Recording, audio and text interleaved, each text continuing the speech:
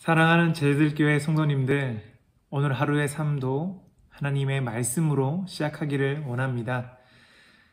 오늘 본문 말씀은 마태복음 22장 23절에서 33절까지 말씀입니다. 우리는 지난 시간 바리새인들이 예수님을 정치범으로 만들기 위해 가이사에게 세금을 바치는 것이 옳은 것인지 옳지 않은 것인지에 대한 질문한 것을 살펴보았습니다. 예루살렘 안에서 예수님의 가르침을 따르는 자들이 점점 더 많아지기 시작하고 자신들의 입지가 좁아지니 무엇이 진리인지, 무엇이 참된 가르침인 줄 생각하지 못하고 그들은 예수님을 어떻게 하면 잡을 수 있을까 궁리만 했습니다. 하지만 예수님은 그들의 속셈을 미리 다 아시고 그들의 의도를 꿰뚫어 보시고는 그들이 당해낼 수 없는 지혜로운 답변으로 되려 그들을 더 난처하게 만드셨습니다. 오늘 본문 말씀에는 사두개인들이 등장합니다. 이 사두개인들은 오늘 본문에 시작하는 23절에 보면 부활이 없다 하는, 즉 부활을 믿지 않는 자들이라 설명합니다. 부활이 없다 하는 이 사두개인들이 그날 예수님께 나와 질문을 하기 시작합니다. 이전에 바리새인들이 예수를 잡고자 한 방법이 정치적인 이슈였다면 지금 사두개인들은 신학적인 이슈를 제기하고 있다는 것을 우리는 알 수 있습니다.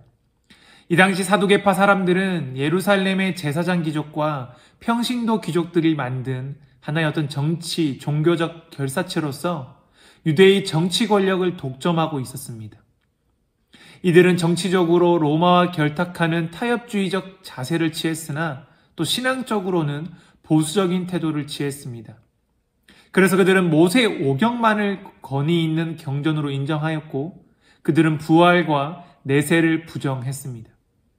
이 부활과 내세를 부정하는 그들의 신앙은 모세 오경 안에는 그러한 내용들이 기록되어 있지 않는다는 이유에서였습니다.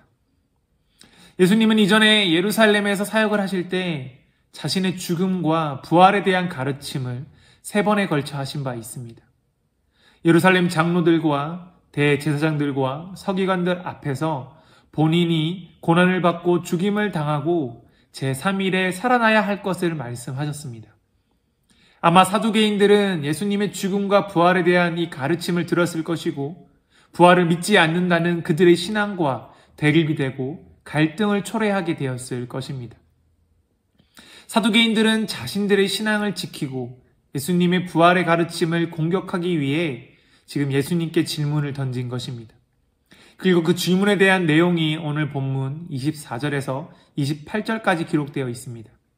24절 말씀을 보면 모세가 일렀으되 사람이 만일 자식이 없이 죽으면 그 동생이 그 아내에게 장가들어 형을 위하여 상속자를 세울지니라고 말합니다.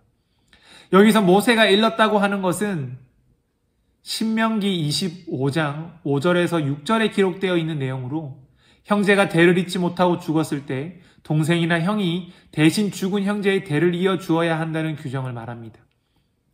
고대 이스라엘 사람들은 자손을 통해서 자신의 명이 영속된다고 믿었기 때문에 이러한 규정을 만든 것입니다. 사두개인들은 자신들 나름의 모세오경의 성경적 근거를 가지고 예수님께 질문을 하고 있는 것입니다.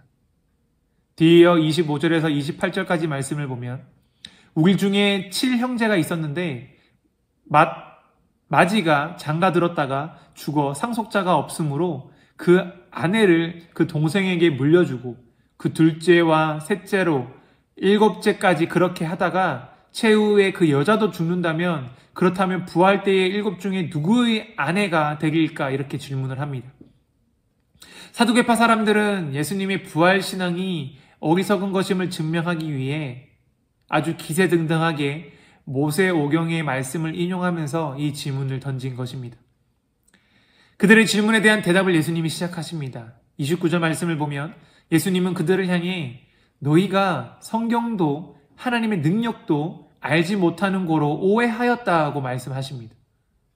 이어서 30절에서 32절에 부활 때에는 장가도 아니가고 시집도 아니가고 하늘에 있는 천사들과 같으니라 죽은 자의 부활을 논할진대 하나님이 너희에게 말씀하신 바 나는 아브라함의 하나님이요 이삭의 하나님이요 야곱의 하나님이로다 하신 것을 읽어보지 못하였느냐?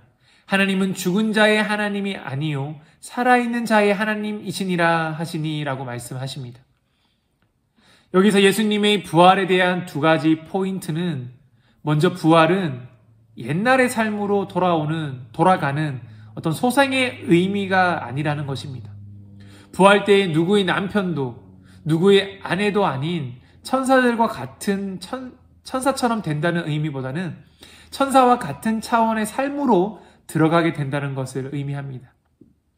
즉 거룩한 천사들처럼 새로운 차원에서 거룩하게 살아가게 될 것을 의미합니다.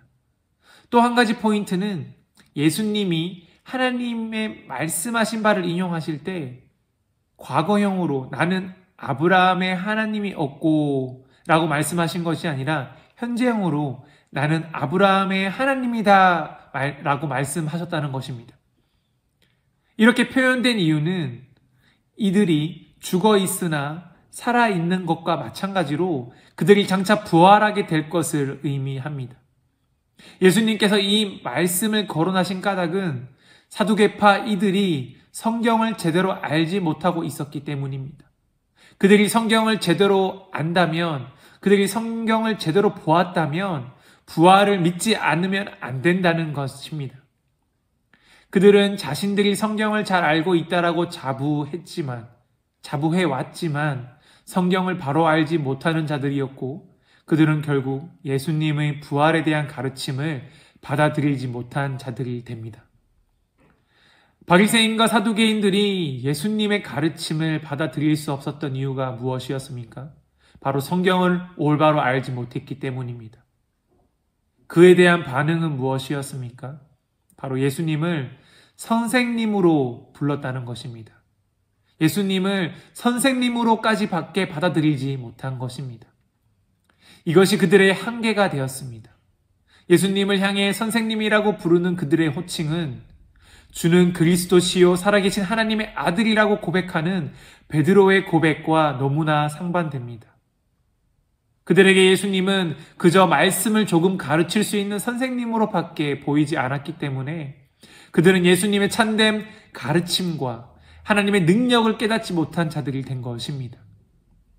우리가 바리새인과 사두개인처럼 되지 않기 위해서는 성경을 올바로 읽고 깨달을 수 있어야 합니다.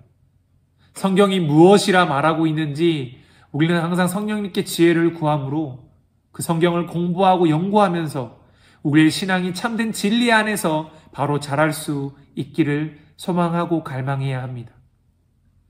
성도된 우리는 베드로의 고백처럼 주는 그리스도시요 살아계신 하나님의 아들이라는 이 고백하며 그분이 우리를 위해 십자가에 못 박혀 죽으시고 부활하신 주님이라는 부활신앙을 믿는 그리스도인이 되어야 합니다.